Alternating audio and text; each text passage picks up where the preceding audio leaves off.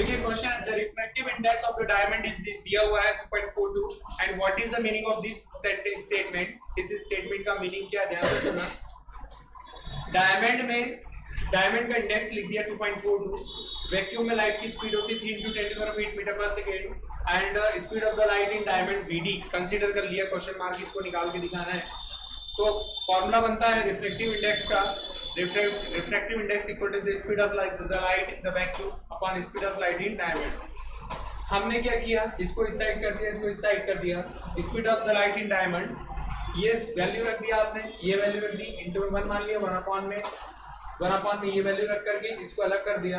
क्या मतलब हुआ, speed of light in diamond is equal to the 1/2.42 times speed of the light in vacuum. इस statement का मतलब यही होता है, the speed of the light in diamond is equal to the 1/2.42 times speed of the light in vacuum.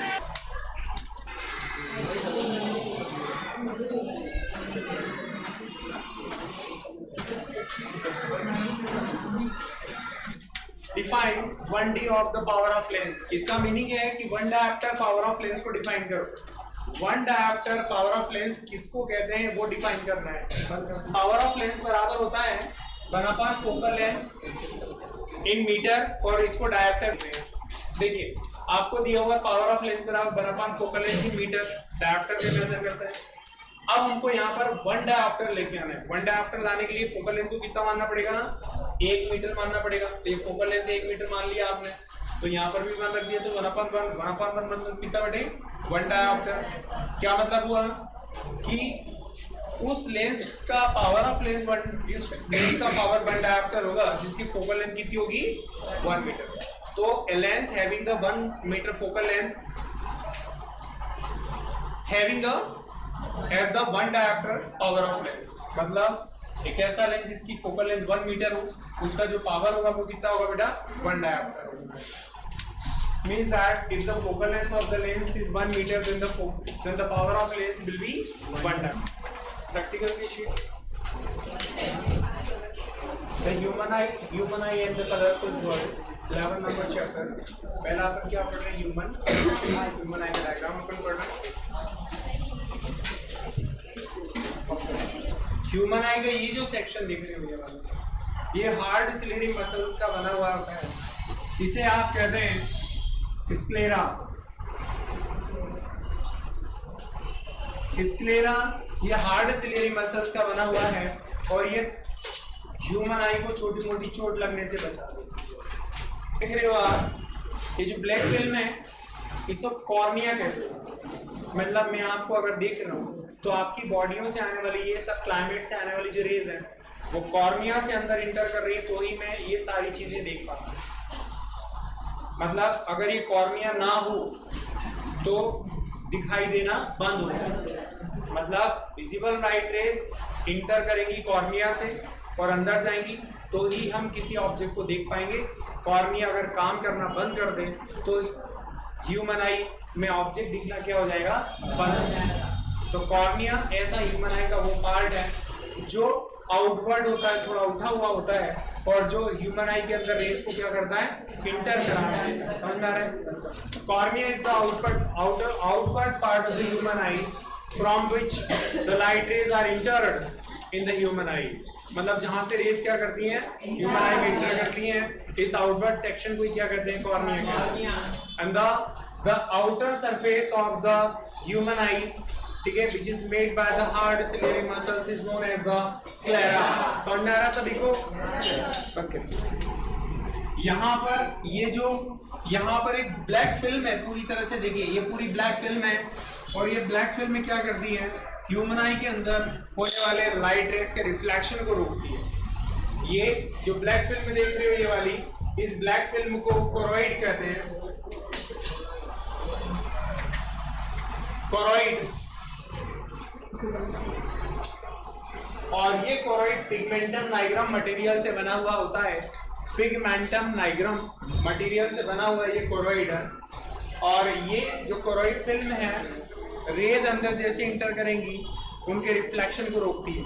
अगर black film नहीं हो तो यहां से जैसी लाइट रेज इंटर करेंगी तो यहाँ से रिफ्लेक्ट होकर के इस साइड आएंगी, फिर यहाँ पर, फिर इधर, फिर इधर, फिर इधर, अंदर ही अंदर लाइट का क्या होगा, रिफ्लेक्शन होगा, जिससे अंदर आंखों के अंदर इतनी ज्यादा रिफ्लेक्शन होने की वजह से कुछ रेज बाहर जाएंगी, कुछ रेज अंदर आएंगी, मैक्सिमम रेज बाहर जाएंगी, मैक्सिमम रेज अंदर आएंगी और अंदर ही अंदर रिफ्लेक्शन चलेगा।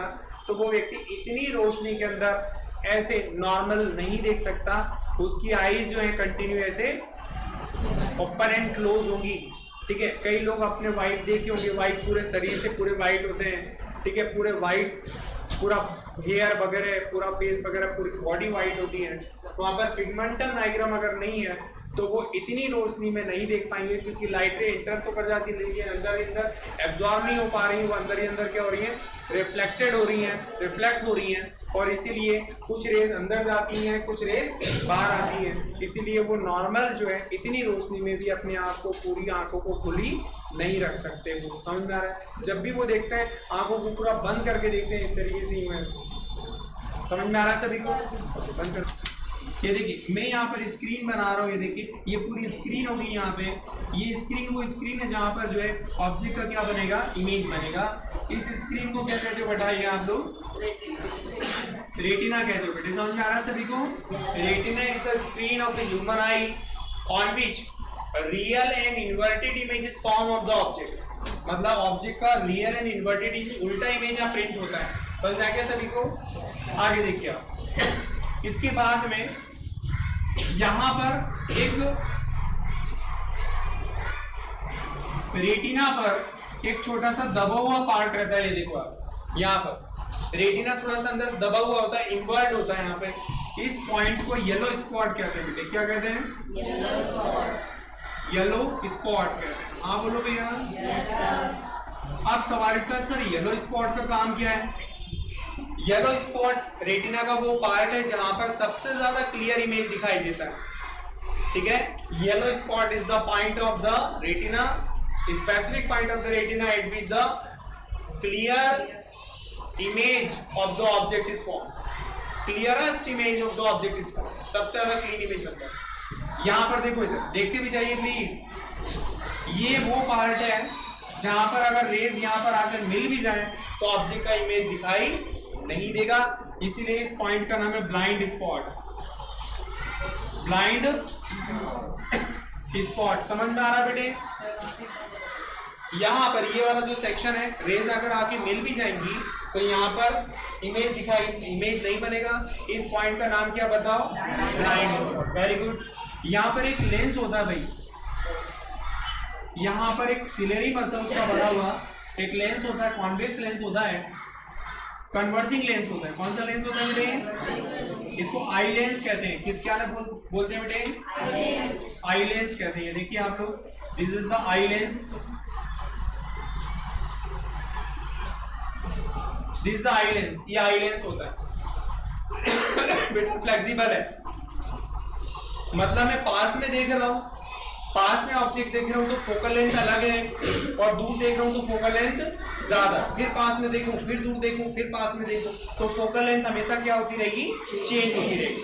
थोड़ा सा मैं बता रहा हूं, जैसे सपोज करते हैं मुझे पास में देखना है, पास में देखना है तो सिलेरी जो यहां पर मसल्स बना हुआ है, लेंस मोटा हो जाएगा और फोकल लेंथ छोटी हो जाएगी। पास में देखना है इसीलिए ऑब्जेक्ट। और जैसे ही मैंने दूर देखा, at a time focal length क्या हो जाएगी? बड़ी, और लेंस क्या हो जाएगा? थिक, पतला हो जाएगा, थिन हो जाएगा, पतला हो जाएगा, और फोकल लेंथ क्या हो जाएगी? दूर चली जाएगी।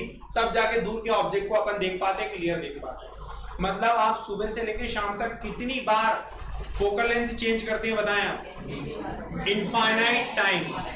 क्योंकि मैं अभी यहां देख रहा हूं, फिर वहां पर, फिर इधर, फिर उधर, फिर इधर, डिस्टेंस कंटिन्यू चेंज करते हैं ऑब्जेक्ट की अपन। इसीलिए फोकल लेंथ भी कितनी बार चेंज होगी सुबह से लेकर शाम तक? इनफाइनाइट, अनकाउंटेबल टाइम जो है फोकल लेंथ चेंज होती है। और अगर फोकल लेंथ चेंज नहीं होगी तो अपन जो है डिफरेंट जो प्लेसेस पर रखे हुए ऑब्जेक्ट को क्लियर देख नहीं पाएंगे। इस क्षमता को पावर ऑफ एकोमोडेशन कहते हैं। The power of accommodation of the length of the human I by which we can observe we can watch we can form to the clear image on the retina। By the changing of the focal length of the eye lens. मतलब eye lens की focal length को बार बार change करके, continue change करके different different places के object के image को clear retina पर हम बार बार बनाते हैं। इस पावर को क्या कहते हैं? पावर ऑफ एकोमोडेशन कहते हैं। पावर ऑफ एकोमोडेशन कहते हैं ऑफ द ह्यूमन। तो ये पावर ऑफ एकोमोडेशन मतलब होता है फोकल लेंथ बार बार चेंज होना, सिलियरी मसल्स का जो लेंस है उसकी को बार बार थिन और थिक करके फोकल लेंथ को चेंज करके डिफरेंट प्लेसेस के ऑब्जेक्ट को देख पाना, इस क्षमता को पावर ऑफ एकोमोडेशन कहते हैं। सवाल तो सर ये जो फ्लेक्सिबल लेंस है जब तक प्रेशर डालेंगे नहीं तब तक फोकल लेंथ छोटी होगी नहीं, और अब तक जब तक के प्रेशर से रिलीज नहीं करेंगे, मोटा नहीं पतला नहीं करेंगे लेंस को, फोकल लेंथ बड़ी नहीं हो पाएगी। तो ये प्रेशर डालने के लिए, प्रेशर हटाने के लिए कोई डिवाइस तो होगा ना, होगा। यहाँ पर ऊपर एक सिलेरी मसल होती है और नीचे एक सिलेरी मसल होती है। उन दोनों सिलेरी मसल्स के थ्रू लेंस के ऊपर प्रेशर डाला जाता है, प्रेशर से उसको रिलीज किया जाता है कंटिन्यू बार बार, जिससे फोकल लेंथ चेंज होगी और अलग अलग प्लेसेस के ऑब्जेक्ट को अपन क्लियर यहाँ पर देख पाएंगे या उसके इमेज को बना पाएंगे। तो यहाँ पर एक सिलेरी मसल बना रहा हूँ, देखो इधर ये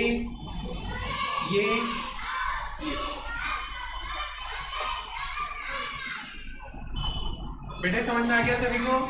एक सिलेरी मसल ऊपर है और एक सिलेरी मसल नीचे। ये देख लीजिए आप लोग, ये दोनों सिलेरी मसल्स ने इस लेंस को होल्ड करके रखा है। ऑन कर दीजिए। मसल्स एक ऊपर बनाई एक नीचे बनाई, दोनों सिलेरी मसल्स ने लेंस को होल्ड करके रखा है, पकड़ के रखा है, और जब भी जरूरत पड़ेगी तो ये इसके ऊपर प्रेशर डाल के फोकल लेंथ को कम कर देंगी और प्रेशर से रिलीज करके लेंस को पतला करके फोकल लेंथ बढ़ा देंगी। और ये बार बार करते हैं जब तक कि अपने को इसका इमेज क्लियर दिखाई ना दे या यहाँ प्रिंट ना हो जाए। तो इनको सिलेरी मसल्स कहते हैं। बस कर। यहाँ पर एक लिक्विड भरा हुआ है, ट्रांसपेरेंट लिक्विड है, इसको वाइट्रस ह्यूमर कहते हैं। क्या कहते हो बेटे? वाइट्रस ह्यूमर कहते हैं। और यहाँ पर भी एक लिक्विड भरा हुआ है जो ट्रांसपेरेंट है, इस लिक्विड को क्या कहते हैं अपन? एक्वस ह्यूमर कहते हैं। ठीक है, इस लिक्विड का नाम क्या बोलिए? Vitreous humour. और इस लिक्विड का नाम क्या उधर वाले का? Aqueous humour. हाँ बोलो भैया, पक्का है बेटे? ओके। कई लोग विट्रस ह्यूमर भी कहते हैं इसको, ऑन करिए। कई लोग इसको विट्रस ह्यूमर कहते हैं, वाइट्रस ह्यूमर भी कहते हैं। अपन क्या कहेंगे इसको? वाइट्रस ह्यूमर कहते हैं। और इसका नाम क्या बेटे जल्दी बोलिए? एक्वस।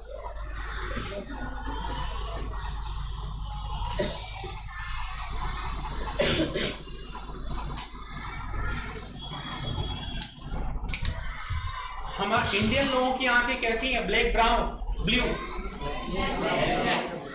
ब्लैक आंखें। ठीक है। ऋतिक रोशन की आंखें कैसी हैं? ऐश्वर्या राय की आंखें कैसी हैं? अंग्रेज लोगों की आंखें कैसी हैं? डिफरेंट है। डिफरेंट, अलग अलग कंट्री के लोगों की आईज में डिफरेंट डिफरेंट। ये क्लाइमेट के ऊपर डिपेंड करता है, जेनेटिक के ऊपर डिपेंड करता है, जेनेटिक है ना, या क्लाइमेट के ऊपर डिपेंड करता है, खान पान के ऊपर डिपेंड करता है धीरे धीरे। तो इंडियन लोगों की आंखें कैसी हैं? ब्लैक है। बिकॉज यहां पर एक फिल्म है, देखिए इधर ध्यान से, इस स्क्रीन का नाम है आइरिस। इसको आइरिस स्क्रीन कहते हैं। इसका कलर अगर ब्लैक है तो ये पूरी आइस कैसे दिखेगी आपको? ब्लैक। ये ब्लैक मतलब आइरिस एक ऐसी स्क्रीन या पर्दा है जो आंखों के कलर को डिसाइड करता है। अगर ये इस कलर का होगा आंखें भी वैसी ही दिखेंगी।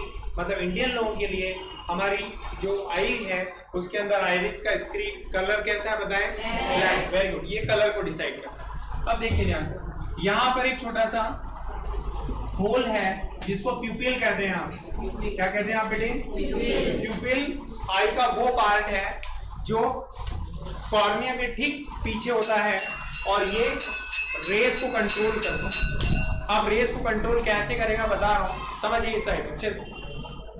अगर मैं डार्क में देख रहा हूं, अंधेरा हो गया, लाइट चली गई, रात 12 बजे और अंधेरा हो गया, ठीक है, और थोड़ी थोड़ी कहीं से लाइट आ रही हो, माना बाहर स्ट्रीट लाइट की लाइट जो विंडो की हेल्प से कांच के थ्रू अंदर आ रही है। अब बताइए, अब रेस चूंकि अंदर आ रही बहुत कम और पर्याप्त मात्रा में रेज अंदर इंटर नहीं कर पा रही, जिससे ऑब्जेक्ट नहीं दिख रहे। क्या मतलब? प्यूपिल एक्सपॉन्ड हो जाएगा, प्यूपिल एक्सपॉन्ड हो जाएगा उस समय, ताकि ज्यादा रेज इंटर कर पाए और हम ऑब्जेक्ट को क्लियर देख पाए। मतलब सिलेरी मसल्स के ऊपर कोई प्रेशर नहीं आ पाए, उस समय ये प्यूपिल एक्सपांड हो जाएगी, फैल जाएगी। अब सूरज की तरफ देखो, आप सूरज की तरफ देखेंगे तो ज्यादा लाइट रेज आएंगी कि कम? बहुत ही ज्यादा आएंगी।